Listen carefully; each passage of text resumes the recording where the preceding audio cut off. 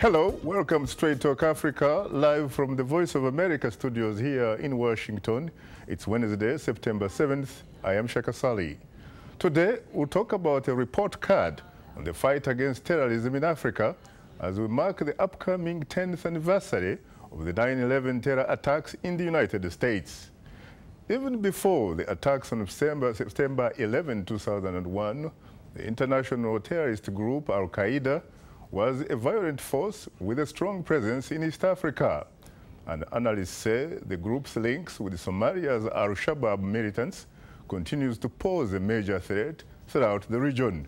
My colleague Paul Cisco has more on this story.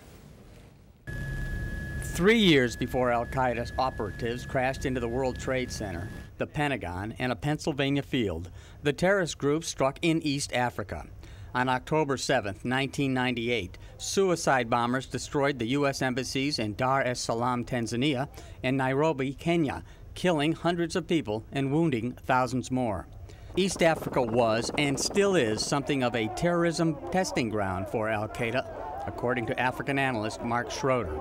It was a great place to try some methods and tactics and strategies that was very much below the radar, and I would still say, in a way, it's still below the radar, not to the same extent.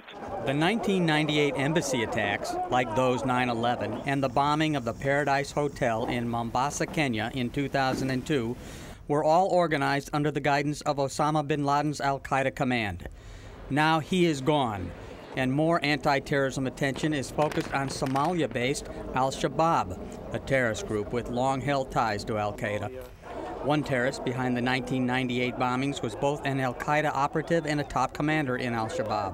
Just over a year ago, Al-Shabaab carried out 2 deadly bombings beyond Somalia's borders in Uganda, killing 74 citizens watching the World Cup final, injuring many more.